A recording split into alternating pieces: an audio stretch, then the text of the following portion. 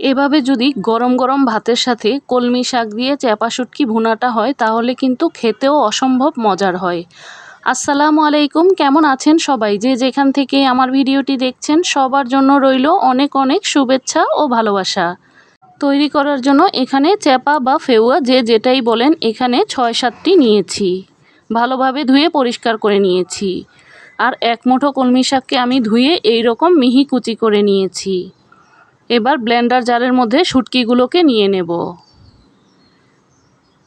4টি দেশি রসুনকে আমি এই রকম কুচি করে নিয়েছি। 2 মুঠ পেঁয়াজ কুচি দিয়ে দেব। এবার ঢাকনা দিয়ে ঢেকে ব্লেন্ড করে নেব। ব্লেন্ড করে নেওয়ার পর দেখতে এই রকম হয়েছে। চুলায় একটি প্যান বসিয়ে তেলটাকে গরম করে নিয়েছি। এবার ব্লেন্ড করে রাখা শুটকিগুলোকে দিয়ে দেব। দিয়ে দেব লাল মরিচ। ঝালটা কিন্তু যার যার পরিমাপ অনুযায়ী নিয়ে নেবেন। আমি এখানে 1.5 চা চামচ দিয়েছি।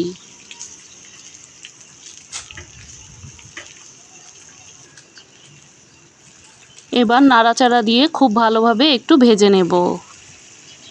দিয়ে দেব স্বাদ মতো লবণ।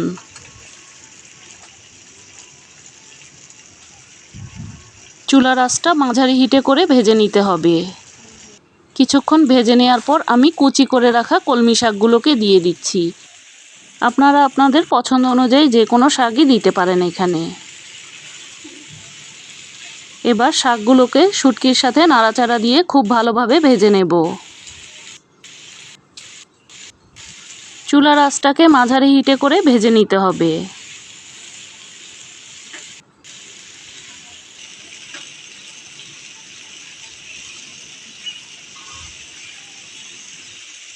একটু সময় নিয়ে নাড়াচাড়া করে ভেজে নিতে হবে।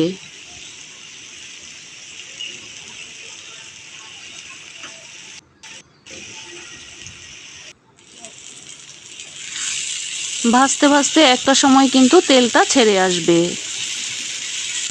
আর প্যানের গা থেকে এরকম উঠে আসবে। এই পর্যায়ে আমি চুলাটাকে বন্ধ করে দিয়েছি। তৈরি হয়ে গেল কলমি শাক দিয়ে চ্যাপা শুটকির ভুনা। এটা গরম গরম ভাতের সাথে খেতে কিন্তু বেশ ভালো লাগবে। আপনারা আপনাদের পছন্দ অনুযায়ী যে কোনো শাক দিয়ে কিন্তু এই চ্যাপা শুটকিটা ভুনা করে নিতে পারেন। ভালো লেগে থাকলে এই রেসিপিটি একবার ট্রাই করে দেখতে পারেন। আবারও দেখা হবে নতুন কোনো রেসিপি নিয়ে।